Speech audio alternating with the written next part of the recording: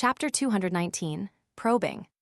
Lumien's eyes locked with Louis Lund, who occupied the driver's seat of the carriage, and received a confirmation nod. Drawing a deep breath, Lumien strode toward the four-wheeled carriage, crouched down, and entered it. He grasped the gravity of the situation. Madame Pualis, cautious and aware, refrained from responding through letters. Instead, she concealed herself near 9 Rue des Pavés, anticipating Lumien's arrival for the reply. This strategy effectively minimized the risk of being trailed and cornered. In the blink of an eye, Lumien's attention was seized by a familiar figure. Adorned in a meticulously tailored black corset dress and a slightly mischievous lady's round hat, she exuded an elusive allure. Her untamed brows, lively brown eyes, and moist lips radiated a sense of allure. A cascade of brown hair, half up and half down, graced her shoulders. Although informal, her elegance, immaculateness, and enchantment remained undeniable. She was none other than Pualis de Roquefort, the wife of Cordoue administrator. "Long time no see," Madame Pualis greeted him with a smile, yet her eyes emitted a frigid glare, sending shivers down one's spine. Simultaneously, Lumien observed a shift in his surroundings. The carriage vanished, leaving him stranded in a desolate wilderness. There was nothing before him, and Madame Pualis had vanished into thin air. Just as Lumien marveled at this bewildering turn of events, a colossal, irregular shadow emerged on the ground. Instinctively, he raised his gaze, met by a reflection of brown feathers. Each plume rivaled the size of his head, assembling into a pair of wings that seemed to obscure the heavens. These wings belonged to Madame Pualis herself, who grew in stature, hovering in midair. Her feet transformed into avian talons, glistening with a chilling gleam. A majestic, ethereal voice resounded. "You should have been buried with Cordoue." Lumien's heart constricted. Gripping his revolver, he swiftly pivoted and sprinted toward the edge of the wilderness. If the visions within this dream held even an ounce of truth, he could escape Paramita once he reached its limits. Bangs, bangs, bang. Lumien maneuvered in a curved path, firing rounds into the air. This constituted his sole means of long-range assault. Despite her immense size, Madame Pualis displayed remarkable dexterity. The gusts generated by her flapping wings disrupted the bullet's trajectory, enabling her to deftly reposition herself. An ear-splitting screech emanated from her throat.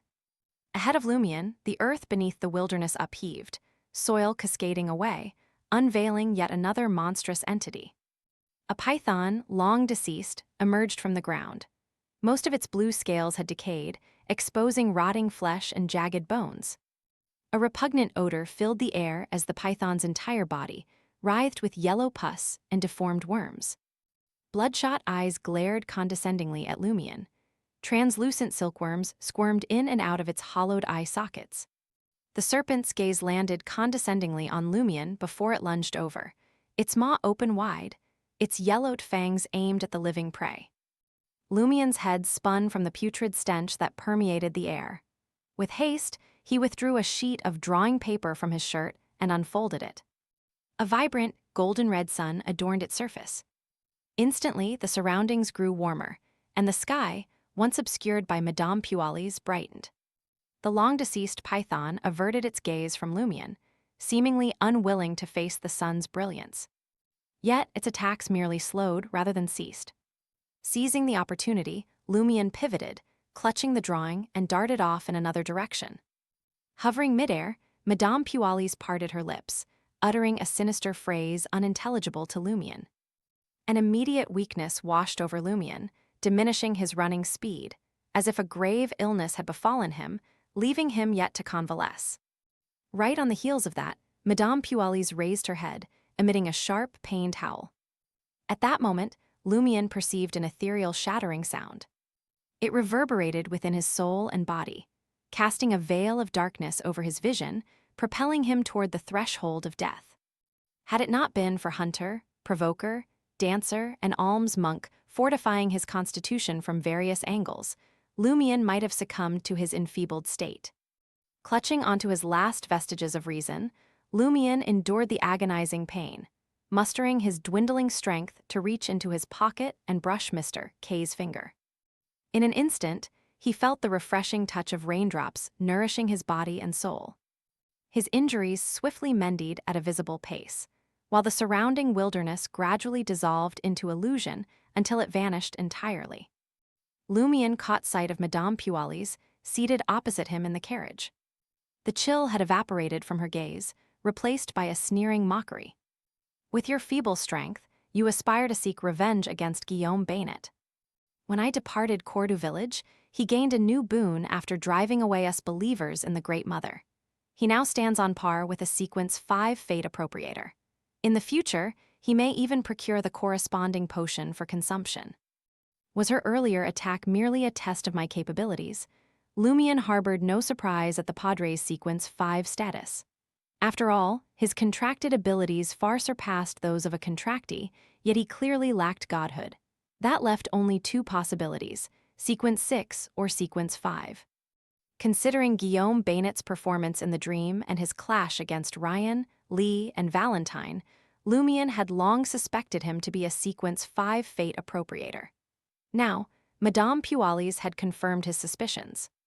What astonished him was that recipients could consume potions to acquire additional abilities.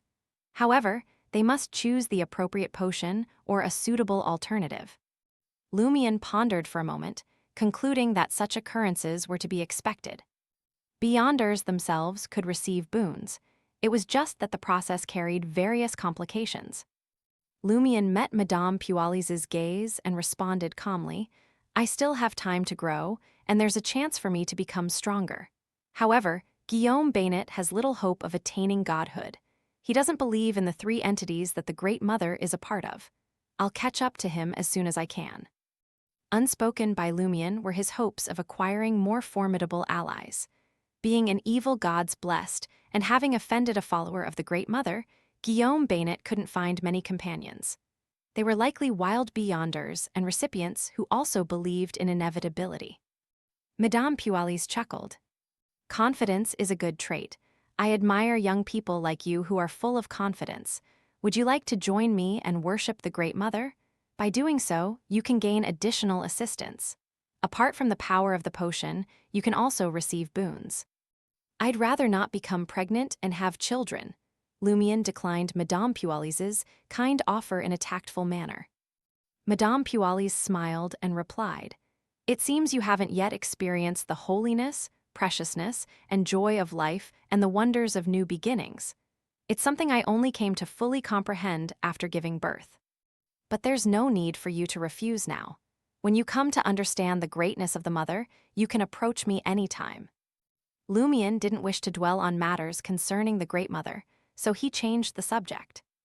"I thought you got others to have children. I didn't expect you to have one yourself." Madame Pualis's face glowed with a maternal radiance. "After becoming a banshee, I had to bear a child myself in order to draw closer to the Great Mother." "It's hard to believe that you were once a man." Lumion almost hesitated to meet Madame Pualis's gaze. He swiftly redirected the conversation with a casual question. "Did your child perish in the castle?" "Yes," Madame Pualis sighed. "His father killed him with his own hands. Regrettably, he was unaware that the child was his."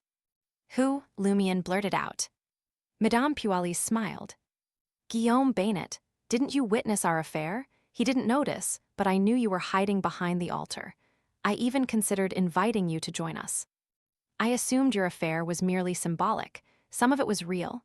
Lumion was taken aback as several images flickered in his mind. Madame Pualis and the Padre entangled in their nakedness. Madame Pualis praising the Padre's audacity, forthrightness, and masculinity. The Padre having Saint Sith put up with the transgression. Noticing Lumion's change in expression, Madame Pualis smiled and continued. "After arriving in Cordoue and familiarizing myself with the surroundings, the first thing I did was seduce Guillaume Bainet. He held true authority as a clergyman and was the only means for Cordoue to connect with the eternal Blazing Sun Church. If I could bring him down and make him a believer of the Great Mother, combined with Bayast's identity, I could have truly established Cordoue as my territory without arousing suspicion from the outside world. Coincidentally, I also needed a child, so I decided to put him to the test. Within a week, I secured his bloodline as a contingency plan. However, around July or August of last year, his attitude suddenly changed, and he lost interest in the Great Mother. Unfortunately, I didn't even have the opportunity to let him bear a child for me to experience the wonders of life. Last July or August, Lumion repeated. Every year, shepherds return to the mountains during May and June. Yes, I remember it vividly, Madame Pualis chuckled. Later, that fool Louis Lund even attempted to seek his assistance. Lumion furrowed his brow and asked, why did the Padre's attitude change all of a sudden? I'm not entirely sure. All I know is that during that time, some villagers were spreading distorted ideas about horoscopes, and they were reported to Guillaume Bainet. After interrogating those individuals, Guillaume Bainet's demeanor gradually shifted. Madame Pualis's eyes seemed to reflect the sunlight dancing on a lake's surface. Who were they? Lumion pressed. Madame Pualis smiled in response. Nazili and the others, people you are familiar with. Lumion fell silent for a few seconds before speaking again. Where were you? And what were you doing when the Padre and the others attacked the castle?